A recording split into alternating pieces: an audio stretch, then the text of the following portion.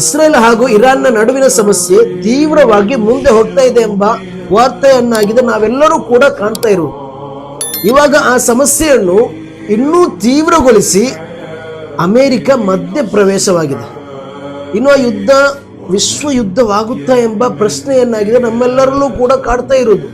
ಏಕೆಂದ್ರೆ ಅಮೆರಿಕ ಈ ಒಂದು ಯುದ್ಧದಲ್ಲಿ ಪಾಲ್ಗೊಂಡ್ರೆ ನಾವು ಸುಮ್ಮನೆ ಇರಲ್ಲ ಎಂದು ರಷ್ಯಾ ಮತ್ತು ಚೀನಾ ಮುನ್ಸೂಚನೆ ನೀಡಿದೆ.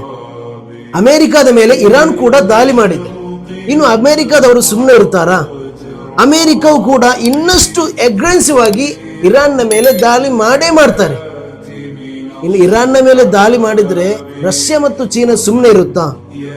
ಎರಡು ಪ್ರಬಲ ರಾಷ್ಟ್ರಗಳು ಬಂದ ನಂತರ ಎರಡು ಪಾರ್ಟಿಗಳಾಗಿ ಬಿಡುತ್ತೆ. ಅಷ್ಟಕ್ಕೂ ಈ ಅಮೆರಿಕ ಯಾಕೆ ಈ ಸಮಸ್ಯೆಗೆ ಮಧ್ಯ ಪ್ರವೇಶವಾಗ್ತಾ ಇದೆ? ಇಸ್ರೇಲರಿಗೆ ಏನಾದರೊಂದು ತೊಂದರೆ, ಏನಾದರೊಂದು ಸಮಸ್ಯೆ ಉಂಟಾದ್ರೆ ಅವರಿಗೆ ಸಹಾಯ ಮಾಡಲು ಅಮೆರಿಕ ಬರುವುದಂತೂ 100% ಗ್ಯಾರಂಟಿ. ಏಕೆಂದ್ರೆ ಇಸ್ರೇಲರಿಗೆ ಉಂಟಾಗುವ ಪ್ರತಿಯೊಂದು ಸಮಸ್ಯೆಯನ್ನು ಕೂಡ ಅಮೆರಿಕ ತನ್ನ ಸ್ವಂತ ಡೊಮೆಸ್ಟಿಕ್ ಇಶ್ಯೂನ ರೀತಿ ನೋಡಿಯಾಗಿದೆ ಸಹಾಯ ಮಾಡಲು ಮುಂದೆ ಬರುತ್ತಾ ಇರುವುದು. ಅಮೆರಿಕದ 51ನೇ ಸ್ಟೇಟ್ ಆಗಿರಬಹುದಾ ಈ ಇಸ್ರೇಲ್ ಎಂಬ ಸಂಶಯ ಕೂಡ ಎಲ್ಲರಲ್ಲೂ ಕೂಡ ಕಾಡ್ತಾ ಇದೆ. ಯಾಕಂದ್ರೆ ಅಷ್ಟಕ್ಕೂ ಕೂಡ ಏನೇ ಒಂದು ಸಮಸ್ಯೆ ಬಂದರೂ ಕೂಡ ಈ ಇಸ್ರೇಲ್ನ ಜೊತೆ ನಿಲ್ಲುವುದು ಅಮೆರಿಕ.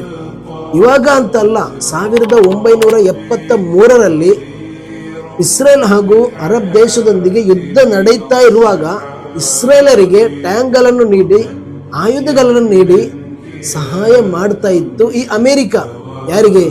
ಇಸ್ರೇಲರಿಗೆ. ಅವಾಗಲೇ ಒಂದು ರಿಲೇಷನ್ ಅಲ್ಲಿ ಇದೆ. ಮಾತ್ರವಲ್ಲ, ಆರ್ಥಿಕವಾಗಿಯೂ ಕೂಡ ಇಸ್ರಾಯೇಲರಿಗೆ ಸಹಾಯ ಮಾಡ್ತಾ ಇತ್ತು.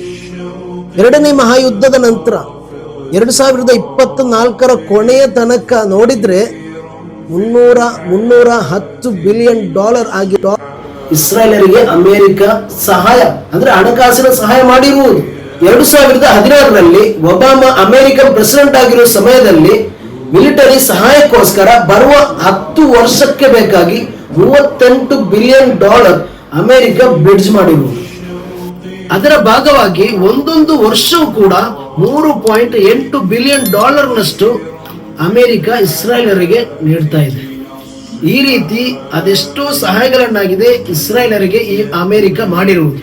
ಹಾಗಿರುವಾಗ ಇವಾಗ ಒಂದು ಸಮಸ್ಯೆ ಈ ಇಸ್ರಾಯೇಲರಿಗೆ ಬಂದಿದೆ ಅಂದಮೇಲೆ ಈ ಸೂಚನೆಯನ್ನು ಸಿಕ್ಕಿದ ಕೂಡಲೇ ನಿಮ್ಮ ಜೊತೆ ನಾವಿದ್ದೇವೆ ಎಂಬ ಮಾತನ್ನು ಕೊಡುತ್ತಾ ಮಧ್ಯ ಪ್ರವೇಶವಾಗಿ ಅಮೆರಿಕವು ಕೂಡ ದಾಳಿ ಮಾಡಿದೆ. ಯಾರಿಗೋಸ್ಕರ? ಈ ಇಸ್ರಾಯೇಲರಿಗೋಸ್ಕರ.